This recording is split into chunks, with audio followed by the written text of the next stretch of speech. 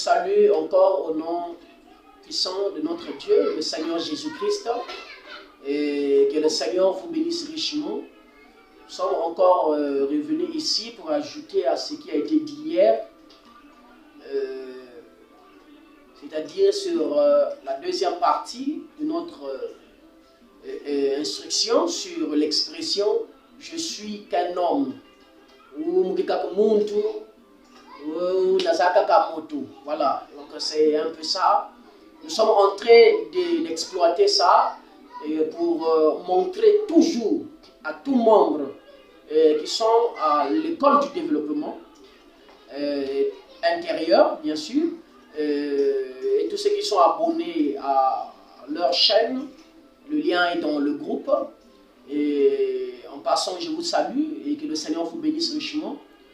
Alors voilà que nous sommes dans la suite de notre instruction.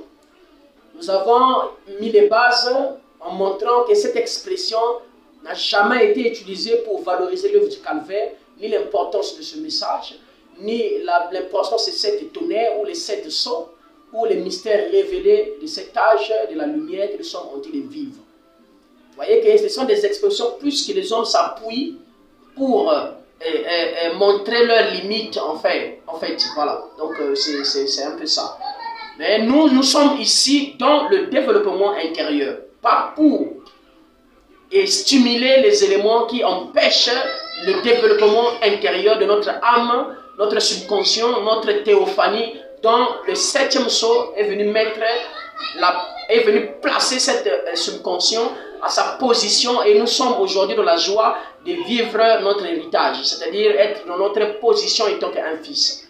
C'est ce qui fait que quand une lampe est allumée dans les chandeliers, alors cette même lumière peut aussi allumer les autres lampes. C'est ce qui fait que nous continuons à vous parler de ces choses. Voilà, donc cela n'est pas pour montrer quoi que ce soit, mais plutôt pour attaquer le cible, qui est le Fils de Dieu, et amener cette âme à la prise de conscience en soi pour déclencher un réveil ou la saison miraculeuse. Que Dieu vous bénisse. Alors que nous avons nos Bibles ouvertes, je vais lire dans Proverbe 11, au verset 11 jusqu'au verset 12. La ville s'élève par la bénédiction des hommes droits, mais elle est renversée par la bouche des méchants. Celui qui méprise son prochain est dépourvu de sens, mais l'homme qui a de l'intelligence se tait. Que Dieu bénisse la lecture de sa parole et qu'il ajoute de l'inspiration encore une fois à cela. Nous avons montré dans la deuxième partie de notre instruction et comment un homme doit cesser à vibrer dans ses tendances négatives, où il doit laisser le 6e sens qui est le langage de l'âme, c'est-à-dire la foi, laisser la place à l'âme de savourer, de manifester réellement qu'il est bénéficiaire de cette rédemption. Ne pas priver cette âme des bienfaits, s'il vous plaît. Parce que ces bienfaits ont un but à atteindre dans le fonctionnement de l'âme. C'est là où nous ne voulons plus laisser la place aux gens qui ne veulent pas que la ville soit bâtie. Et nous voulons laisser la place aux gens qui sont dans le même sens du développement. De la même manière que Dieu est dans le camp du développement, parce que Dieu ne peut pas stagner, et c'est un Dieu qui se développe, un Dieu qui change de tabernacle, de corps, c'est un Dieu qui évolue. Voilà, donc vous voyez que la science aussi évolue, Dieu évolue, et nous aussi nous devons évoluer. Voilà, donc c'est un peu ça. Nous sommes contre tous ces systèmes qui viendra empêcher que chaque fils de Dieu, peu importe son pays, sa ville, qui ne va pas de l'avant, nous sommes contre ces histoires. Et c'est ce qui fait que nous venons auprès de vous avec ces langages. Voilà. Donc, je crois que vous me connaissez, je suis votre frère, le pasteur Disney, du temple du Nouveau Jour, ici à Brazzaville, au Congo. La Bible dit, celui qui méprise son prochain est dépourvu de sens. Voilà. Tu peux être devant les frères, ou devant des sœurs, ou devant quelqu'un qui dit, non, mais vous voyez que nous devons être dans cette vie, nous devons manifester telle vie, nous devons avoir tel témoignage, nous devons faire de telles choses dans cet âge, l'ouverture des sceaux, dans cet âge des tonnerres révélés, dans cet âge dont la trompette a sonné, dans cet âge du retour de la colonne de feu dont l'Église épouse, dans cet âge de la manifestation des fils, nous devons avoir ce genre d'attitude, nous devons prendre telle position. Vous voyez que tu peux être en face de ces gens qui sont en train d'expérimenter, d'exprimer ce genre de langage, mais n'utilise pas cette expression pour combattre ce frère qui utilise le langage du développement. Ne sois pas là pour dire que non, frère, nous sommes que des hommes, vous voyez que nous sommes que des êtres humains. L'Écriture dit aussi que nous sommes faibles de la chair. Vous voyez, ne rentrons pas trop dans cette tendance. Jusqu'à quand nous serions faibles de la chair? Mais pourquoi pas être fort en esprit? Pourquoi nous voulons toujours montrer l'impact du péché dans notre vie et nous ne voulons pas montrer la capacité du calvaire dans notre vie? Pourquoi nous voulons toujours être esclaves? Pourquoi nous ne voulons pas être libres? Nous avons dit que Johnny le corbeau, frère, sœur, Johnny, tu as été libéré ce jour-là au calvaire. Et dès avant la fondation du monde, Elohim savait que toi tu n'es pas prédestiné à être esclave du péché. Et pour prouver cela, il a amené son fils au calvaire. Mais jusqu'à quand serions toujours nous dans ces côtés négatifs des choses? Jusqu'à quand n'allons-nous pas montrer l'importance de la rédemption dans notre vie? C'est ce qui fait que nous ne voulons plus que des gens viennent auprès de nous ou auprès de vous, continuez à vous dire que vous êtes le négatif. Nous voulons des gens qui viendront aussi vous dire que vous êtes positif, que vous êtes fils de Dieu, que vous êtes frère, que vous êtes fille de Dieu, que vous devez avoir ce genre de vie. Nous voulons aussi des gens qui viendront un peu témoigner. S'il y a des témoigneurs de l'enfer, nous devons avoir aussi nos témoigneurs du ciel. Donc ne viens pas pour mépriser un homme, dit la Bible, ne méprise pas ton prochain, parce que celui qui méprise le prochain est dépourvu de sens. Quand tu vois un frère ou une soeur te dire que ta vraie vie c'est de tel genre de vie, ta position, tes œuvres doivent être de telles œuvres, tu dois avoir de tels genres de témoignages, tu dois manifester tel genre de vie, toi étant des semences royales prédestinées d'Elohim, tu dois avoir de tels genres de fruits. Vous voyez, quand tu es devant ces frères, ne méprise pas ce frère. Hein? Ne lui dis pas que non, nous sommes aussi des êtres nés dans le péché, conçus dans l'iniquité. Ça, tu veux nous faire entrer dans l'école des limites, alors que nous voulons aller dans l'école du développement. Nous ne voulons pas vibrer dans les limites, car ces limites ont déjà été affranchies par nous qui avons reçu Christ le Fils. Nous sommes affranchis de ces limites. Nous avons brisé ces barrières par l'œuvre du calvaire. Au moyen de la foi, nous les croyons, mais ne viens pas pour mépriser le langage du développement. Parce qu'en méprisant ce langage du développement, nous croyons que tu es un homme dépourvu de sens. C'est là où nous voulons vous amener dans notre thème général pour vous montrer la prise de conscience en soi. Mon frère et ma soeur, je vous aime tous. Vraiment, je ne veux pas que tu sois dans le camp de l'adversaire pour parler des choses négatives, pour montrer les limites de ce monsieur-ci. Mais va plus loin et montre que ce monsieur est gouverné par un être surnaturel qui a des capacités d'aller plus loin que Christ a doté dans cette âme. Je vais lire une écriture dans la foi d'Abraham, paragraphe 79. Écoutez. Vous n'êtes pas Vous êtes fils et filles de Dieu par la grâce.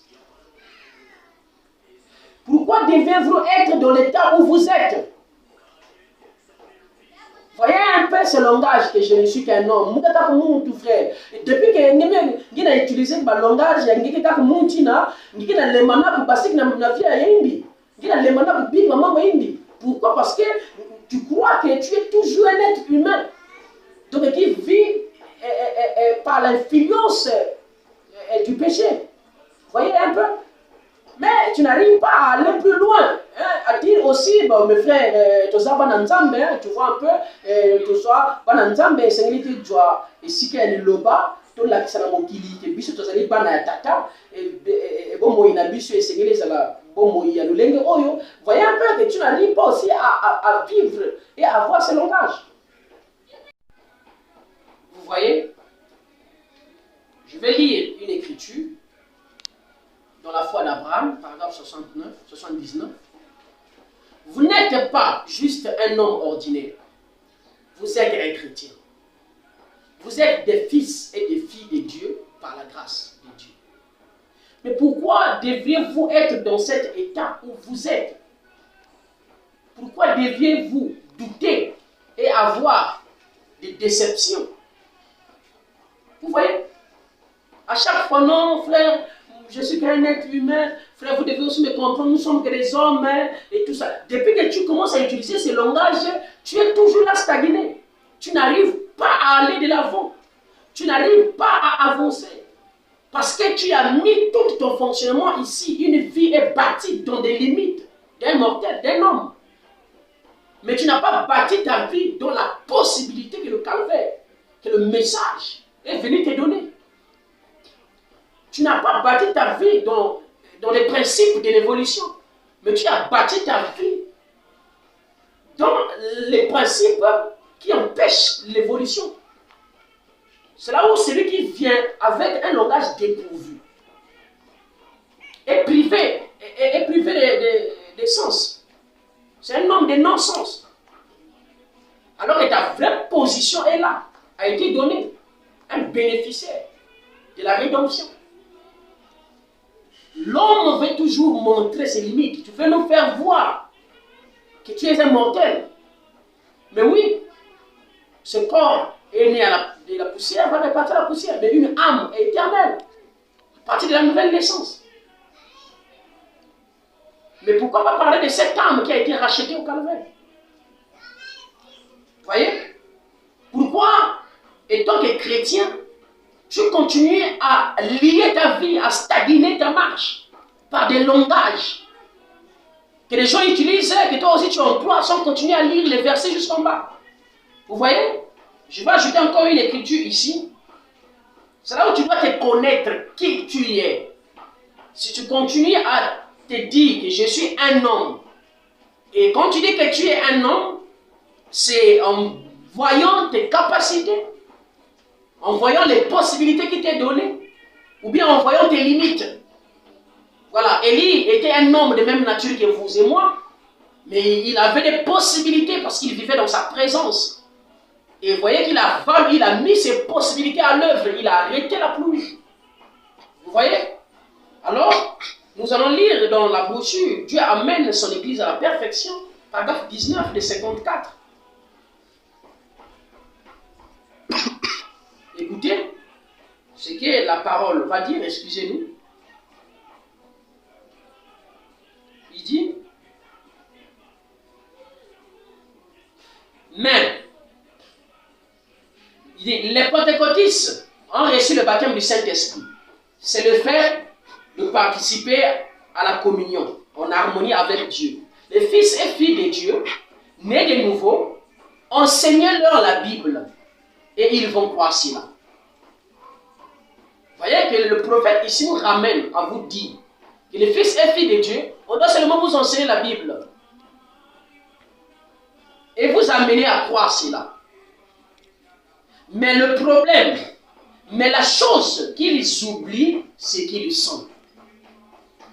Ils se disent, eh bien, je ne sais pas, oh mon frère, nous qui êtes nés de nouveau, vous êtes des fils et filles de Dieu, égaux à Jésus-Christ, dans sa présence. Oh là là, c'est ce qui met le diable en colère. C'est laisser l'Église de Dieu comprendre qui elle est. Aussi longtemps que tu as toujours ce langage, ma mère m'a conçu dans le péché, je suis né dans l'iniquité, et que tu t'arrêtes là, le diable continue à régner sur toi. Le mal continue à régner sur toi, et tu vis dans une vie limitée.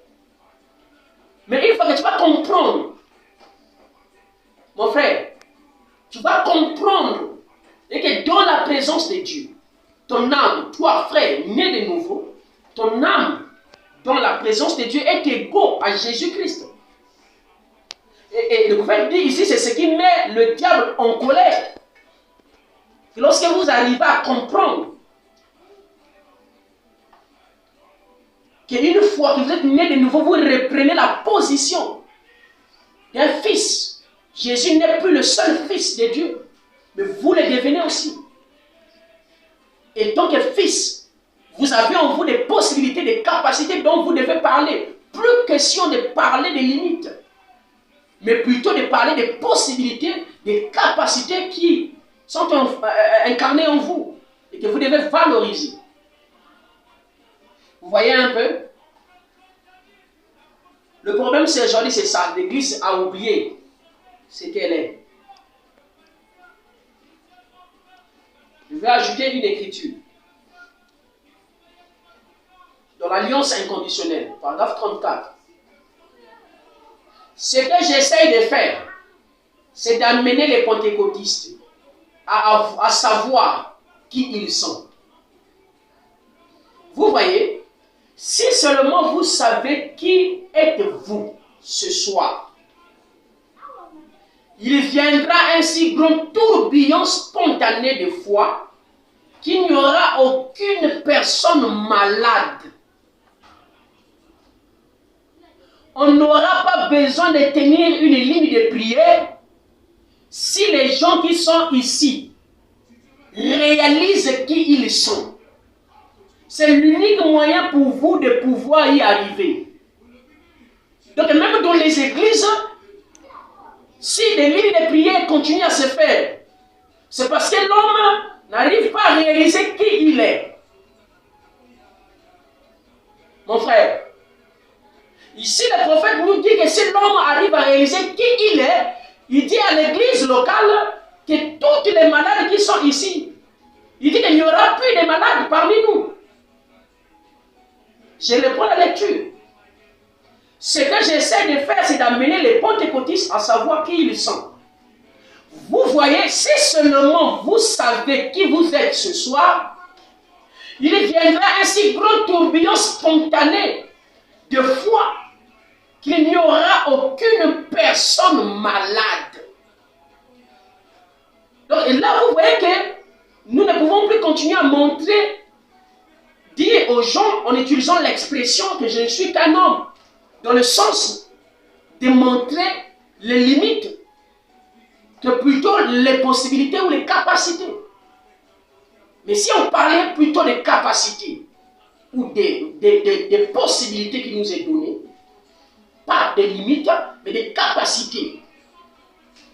Mon frère, mais on n'aura plus de lignes de prière dans les églises.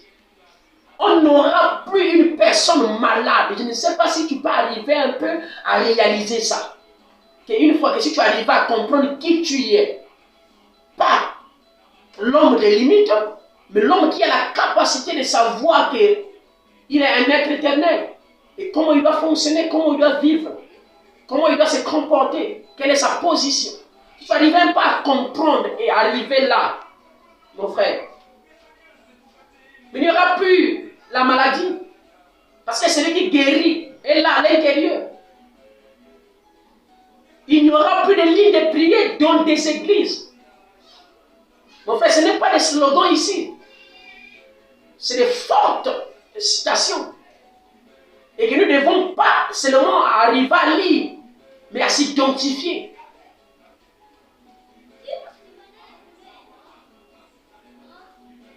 Ici, l'Église possède la bénédiction, mais elle ne le sait pas. Quand Dieu m'a créé, il m'a tout donné. Quand Dieu m'a créé, il m'a béni. Mais l'Église ne sont pas au courant de ses possibilités, de ses capacités. Mon frère, c'est ce qui fait que tu es stagné, ma soeur.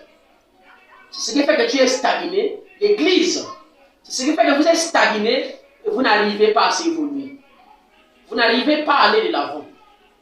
Parce que dans la conscience ici, le pasteur dit que tu es pécheur, le frère dit que tu es un homme, tu es sujet aux erreurs, donc tu es embaumé ici des limites de la vie. Et tu es là lié à tel point que même un démon de Carie t'empêche à aller à l'église. Et jusqu'alors, ces choses continuent à exister dans des églises. Nous voulons être une église de réveil. Une église qui a pris position. Et qui est arrivée là. C'est ce qui fait que nous venons auprès de vous. Pour vous donner les éléments clés du réveil tant attendu. Afin que vous ne soyez plus les mêmes. Ne soyez plus les Hébreux 13:8 dans les limites. Le même hier, aujourd'hui et pour toujours. Tu n'as que des limites. Tu ne peux pas aller de l'avant. Mais ces instructions sont venues pour te montrer de l'autre côté que tu sembles ignorer. L'école du développement intérieur. Shalom à vous. Que Dieu vous bénisse. Nous parlerons encore de ces possibilités ou les valeurs qui incarnent l'âme, ou le subconscient, ou la théophanie, dans nos émissions qui viendra. Que Dieu vous bénisse partout là où vous êtes, qu'il vous comble, qu'il vous soutient. Je ne cesse de vous mettre dans mes prières. Que le Très-Haut vous bénisse richement. Merci.